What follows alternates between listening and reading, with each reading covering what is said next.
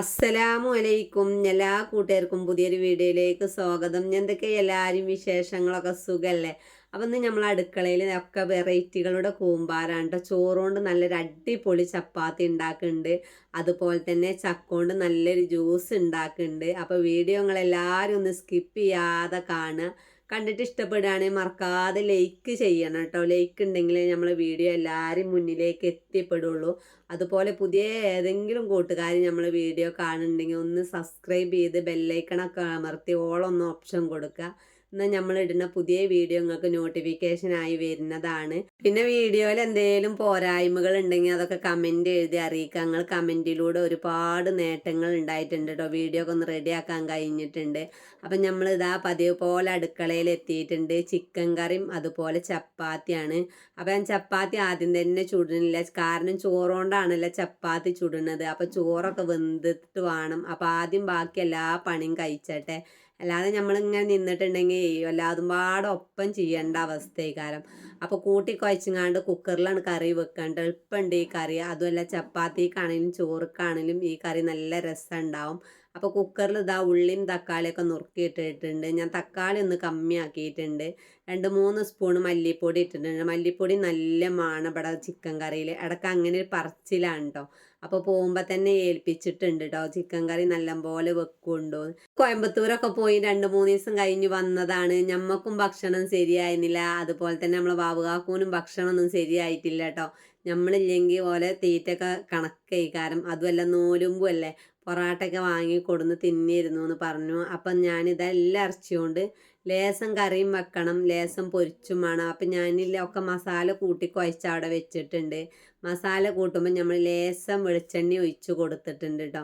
ഒരു 5-6 കഷ്ണം പൊരിക്കാൻ വെക്കുന്നുണ്ട്, ബാക്കിയുള്ളൂ കറി വെക്കണം. അപ്പം തിരഞ്ഞെടുക്കണ എന്താ തോന്നും, എല്ലിൻ്റെ കഷ്ണം പൊരിച്ചതാണല്ലേ രസം. ഈ തുണ്ട് കഷ്ണങ്ങൾ പൊരിച്ചാൽ ഇവൽക്കൊന്നും പറ്റൂല. പിന്നെ ഞാനും ഇവലും തിന്ന് തീർക്കേണ്ടി വരും. പിന്നെ ഞാൻ കറിക്ക് ഇതാ കഷ്ണങ്ങൾ കമ്മിയല്ലേ, അപ്പം കഷ്ണം ഒന്ന് ലെവലാവാൻ വേണ്ടിങ്ങാണ്ട് ഒരു കിഴങ്ങും ഇട്ടിട്ടുണ്ട്. വലിയ കഷ്ണങ്ങളാക്കിയിട്ടാണ് കേട്ടോ. പിന്നെ തോല് കളയലില്ല ഞങ്ങൾ. തോല് കളയാതാണ് നമ്മൾ ചിക്കനിൽ കറി വെക്കുമ്പോഴും അതുപോലെ സാമ്പാർ വെക്കുമ്പോഴൊക്കെ ഇടൽ. എന്നാൽ കിഴങ്ങൊരു പ്രത്യേക ടേസ്റ്റാണ്. അങ്ങനെ അത് അടുപ്പത്ത് വെച്ചിട്ടുണ്ട്. ഇനി എന്താ വെച്ചാൽ നമ്മൾ ഇറച്ചിയിലൊന്ന് കായ അങ്ങോട്ട് കൂട്ടി വെക്കട്ടെ കേട്ടോ. ലേസം മുളകും പൊടിയും മഞ്ഞപ്പൊടിയും ചേർക്കുക. അപ്പം അതുപോലെ തന്നെ ഇഞ്ചിയും വെളുത്തുള്ളിയും ചതച്ചതും ചേർത്തിട്ടുണ്ട്. ഇനി അതവിടെ ഇരിക്കട്ടെ. അവസാനം ഇതാക്കാം. അപ്പത്തിന് നമ്മളെ ചോറ് ഇതാ വെന്തിട്ടുണ്ട്. ചോറ് ഞാൻ കുറച്ച് നേരത്തെ അങ്ങോട്ട് തീമട്ടാട്ടോ. 3:30 അരി തീമട്ടിക്കണു. വെളിച്ചക്കില്ലത് റൈസ് കുക്കറിൽ അങ്ങോട്ട് വെച്ചിട്ടുണ്ടെങ്കിൽ അത് ആ തിന്നണ നേരത്ത് നല്ല ചൂടുണ്ടാവും.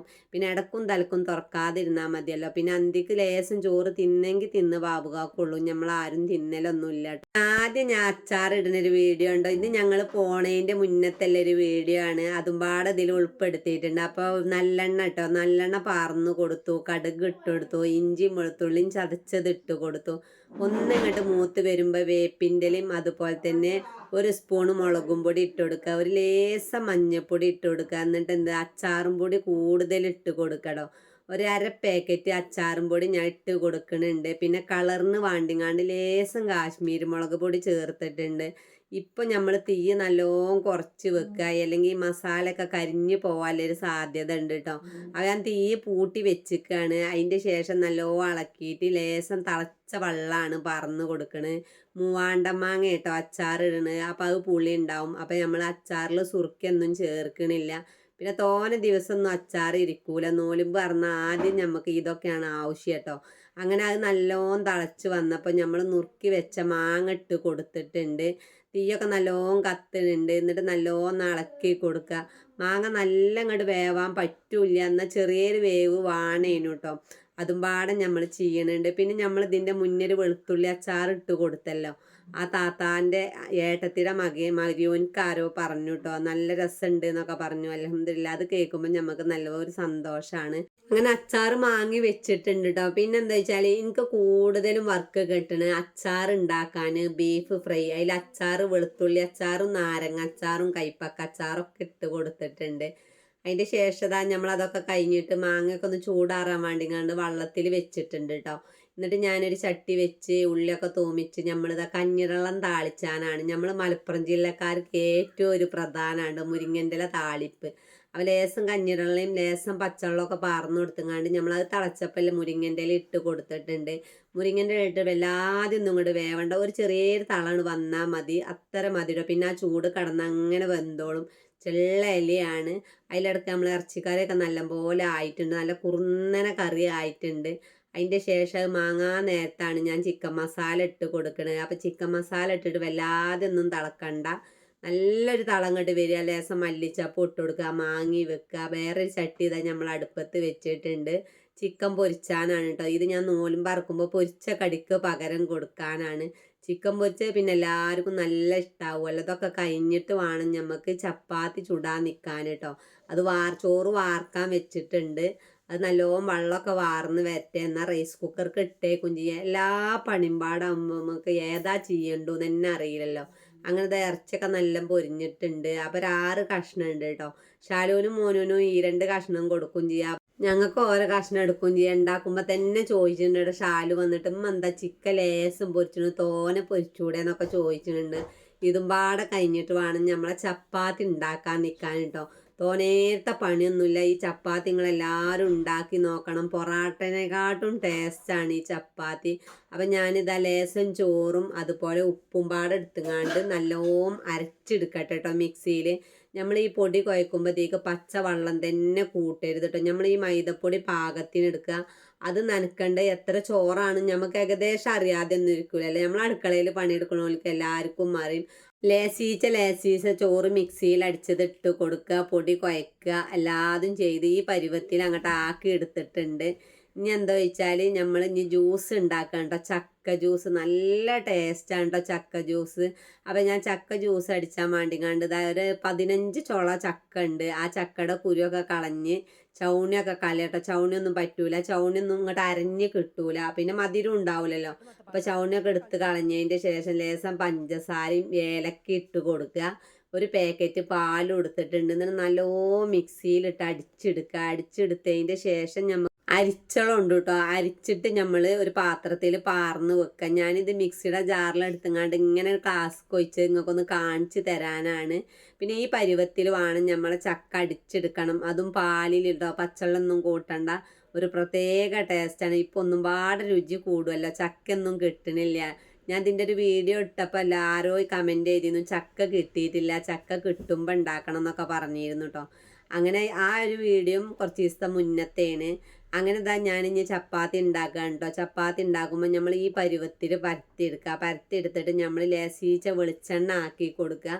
ലേസം മൈദപ്പൊടി ഒന്നിങ്ങനെ നുള്ളിയിട്ട് ഒന്നിങ്ങനെ വെതറി കൊടുക്കുക. കൈ കൊണ്ടൊന്നിങ്ങനെ ആക്കി കൊടുത്തതിൻ്റെ ശേഷം ഒന്നിങ്ങോട്ട് പരത്തി കൊടുത്തതിൻ്റെ ശേഷം മടക്കുക. 2 തലയും ഒരേ ലെവലിൽ മടക്കണം. എന്നാലാണ് നമ്മളെ ചപ്പാത്തി നല്ലപോലെ അങ്ങോട്ട് കിട്ടുള്ളൂ കേട്ടോ. അപ്പം അങ്ങനെ മടക്കിയിട്ടും ലേസം വെളിച്ചെണ്ണ ആക്കി കൊടുക്കുക. ഇനി വെളിച്ചെണ്ണ ആക്കണ എന്താ വെച്ചാൽ നല്ല മയം കിട്ടും ചെയ്തോട്ടെ, ടേസ്റ്റും കൂടിക്കോട്ടെ വെച്ചിട്ടാണ്. എന്നിട്ട് ഇങ്ങോട്ടും മടക്കുക. എന്നിട്ട് ഈ ഒരു പരുവത്തിലാക്കിയിട്ട് ഇങ്ങനെ 4 ഭാഗവും ഒരുപോലെ ആക്കി എടുക്കുക. ഇനി ഞാൻ എല്ലാതും ഇതുപോലെ ഒന്ന് പരത്തിയെടുത്തിട്ടുണ്ട്. അങ്ങനെ ഞാൻ എല്ലാതും അത് നല്ലപോലെ പരത്തിയെടുത്തിട്ടുണ്ട്. അവസാനത്തെ ഒരു ചപ്പാത്തിയാണ് നിങ്ങൾക്ക് ഞാൻ കാണിച്ചു തരുന്നത്.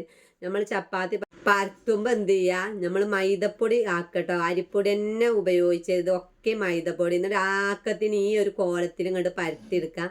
ഇതിൻ്റെ മൂല ഉണ്ടല്ലോ, മൂലൊന്ന് കട്ടി കൂടും. അപ്പം ആ കുഴൽ വെച്ചുകൊണ്ട് നല്ലൊന്ന് ശരിയാക്കി കൊടുക്കുക കേട്ടോ. അങ്ങനെ നമ്മളെ ചപ്പാത്തി പരത്തലൊക്കെ കഴിഞ്ഞിട്ടുണ്ട്. കണ്ടറിഞ്ഞ് ഉണ്ടാക്കലുണ്ട് കേട്ടോ. ഈ ചപ്പാത്തി ഞാൻ ഇടക്കൊക്കെ ഉണ്ടാക്കലുണ്ട്.